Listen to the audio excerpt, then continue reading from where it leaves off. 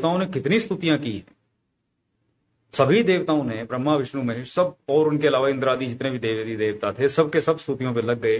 तब कहीं जाकर के देवी सभी देवगणों के, महादेवों के, सभी के अंदर जो जो भी शक्ति का मुख्य उनका सोर्स ऑफ पावर था, उस रूप में जब वो विद्यमान थी, तो वहां से वो एक एक चीज इकट्ठी होकर के माता का ये स्वरूप जागृत हुआ। ये तो सारी स्टोरी पता है आप लोगों को।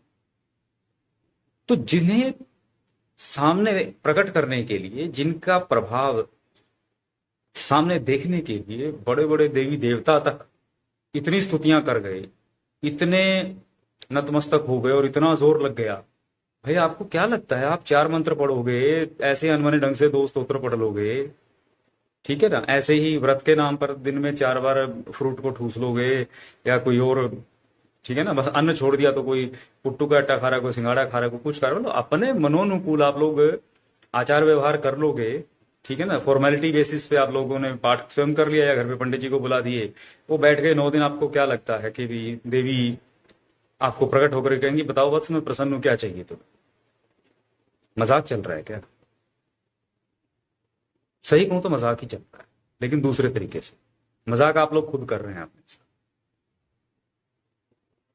आप लोग पिछले 1000 सालों में इतने ज्यादा झटके झेल के आए हो इस देश के अंदर, आप लोगों को मालूम ही नहीं, आपके 98% से ज्यादा जो ओरिजिनल शास्त्र थे वो खत्म कर दिए गए। जो बचे उनको मैनिपुलेशन उसके अंदर कर दी गई, उनको बदल दिया गया अपने आप अपने तरीके से। क्योंकि आप लोगों की रीढ़ की हड्डी, यानी हम लोगों की रीढ़ की हड्डी जो थी, मजबूती जो थी, जिसके दम पे यह देश कभी सोने की चिड़िया कहलाता था, हमारा वो ज्ञान था, विशुद्ध ज्ञान, जिसे असली विज्ञान कहा।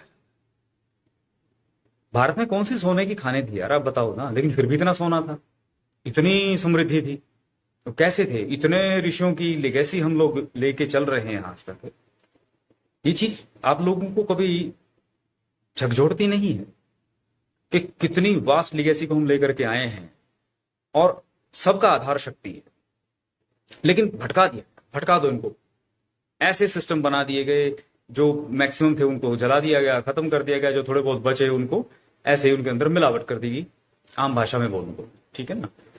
और रीति रिवाज बदल दिए गए, सारे तौर तरीके बदल दिए गए कि नानो मनते लोग आराधना चाहिए, लोगों को लगेगा हम कर रहे हैं पाठ पूजन, धर्म का बाजारीकरण कर दिया गया। मंदिर में जब तक आप लोग नहीं जाएंगे तो क्या देवी देवता आपकी बात नहीं सुनेंगे? आपको जब तक मंदिर का ही अर्थ नहीं पता होगा, देवी के नवरात्रों में आप मंदिर जा रहे हैं तो उस मंदिर का मतलब क्या है, वहां रखी मूर्ति का अर्थ क्या है,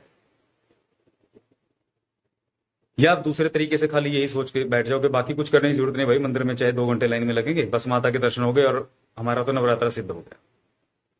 कुछ नहीं है, सब कहना एक रूटीन रिचुअल्स हैं, वैसे ही जैसे कोई स्कूल कॉलेज जाने वाला बच्चा बस खाली नाम की डिग्रियां पूरी कर रहा है, कहने को इंजीनियर डॉक्टर बन गया, लेकिन अपने फील्ड में वो कुछ नहीं है। हकीकत है ना, ये बातें आपको थोड़ी अजीब लग सकती है, लेकिन मूल बात क्या है कि फिर वहीं से जो मैं बात कह रहा था कि आपकी जो शक्ति है वो आपके अंदर ही छुपी हुई है, और रहस्य इसी चीज का है कि उस शक्ति को जब तक आप बाहर नहीं निकालेंगे, जागृत नहीं करेंगे, तब तक आप इस शक्ति के चमत्कार को अनुभव नहीं कर सकते। छोटा सा एग्जांपल, सबके घर में माचिस होती है, माचिस की तिल्ली आप निकाल करके देखिए, उसको अच्छे से देखिए, कहीं आपको उसके अंदर आग दिखाई दे रही है? उस मसाले को आगे से पीछे से कहीं से भी हाथ लगा के देख लो, कहीं से कुछ गर्म लग रहा है? लेकिन एक तरीके से जब आपने उसको उसी माचिस के एक हिस्से पर साइड से कहीं फ्रिक्शन दिया जो जरूरी था उसके लिए, यानी मैकेनिज्म है, प्रोसेस है, टेक्निक है, जिसे हम तंत्र कहते हैं, तो उसी के अंदर वो जो अग्नि ऊर्जा छुपी हुई थी, वह अग्नि के रूप में वह प्रकट हुई। अंदर जो जब तक शक्ति छुपी हुई है तब तक वह किसी काम की नहीं, तब तक वह शांत है। लेकिन जब वह खुलेगी तो वह बहिर्मुखी होगी, वह आउटवर्ड दौड़ेगी। पहले वो इनवर्ड रुकी, बंद है, इनएक्टिव है, लेकिन जैसे ही वो एक्टिव होगी, इसका एक मेन जो उसका गुण है वो बाहर दौड़ेगी। और जब कोई भी ऊर्जा बाहर की तरफ दौड़ेगी तो वो 2 ही काम करेगी भाई, ठीक है ना, वो 2 ही मेन काम करेगी। सबसे पहले तो या तो वो सृजन करेगी या वो विध्वंस करेगी। पालन तो बहुत बात की बातें आती, अगर आप उस ऊर्जा को जो अग्नि प्रकट हुई, आप अपने दिमाग में पहले से तय करके बैठे हैं कि ये जो अग्नि मैंने प्रकट की है ये शक्ति स्वरूप में, इसका मेरे को क्या करना है, आपको क्लैरिटी है, तो आप उससे सदुपयोग भी कर सकते हो भाई, खाना भी बना सकते हो, सब कुछ कर सकते हो। अनजाने में कहीं गलत जगह वो भड़क गई, पेट्रोल पंप पे कहीं तेल डला हुआ है, कहीं और है, तो वो आग लग जाएगी, वो विध्वंसक हो जाएगी। कोई जानबूझ करके उस शक्ति का दुरुपयोग कर सकता है, किसी के घर में आग लगा दी, किसी गोडाउन में फसल में आग लगा दी, हो गए ना कितने सारे मसले।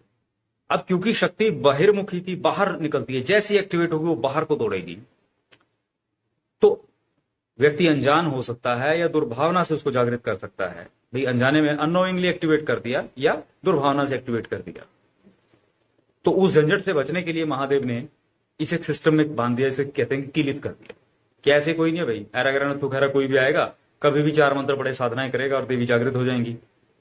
बताओ बच्चा क्या चाहिए, ये लो। तभी महादेव ने इसे कीलित किया। सप्तशती पढ़ने वाले, दुर्गा सप्तशती पढ़ने वाले, इतने सालों से जो माता का पाठ पूजा इत्यादि करते हैं, वो ये सब जानते हैं, ठीक है ना। उसे मंत्र, नवाण मंत्र जो है, जो भी चंडी के पाठ हैं जितने, उनको शापित कर दिया। शापित करने का मतलब उस पर कंडीशन लगा दी। उसका अर्थ ये नहीं कि उसको शाप दे करके, अरे भाई जिस चीज से कल्याण होना है उसे क्या रोक रहे, लोगों ने अलग कहानियां बना रखी हैं, उसे कंडीशंस में बांध दिया, आवरणों में ढक दिया, आप ऐसा समझिए, मैकेनिज्म बना दिए कि इस तरीके से ही वो चीज निकलेंगी, ताकि उसका दुरुपयोग ना हो। अनजाने में ही कोई उस चीज को जागृत करके, एटम बम को अनजाने में कोई अगर बच्चा उसका डेटोनेटर दबा दे तो क्या होगा, वो तो विनाश ही लाएगा ना। तो समझिए इस चीज।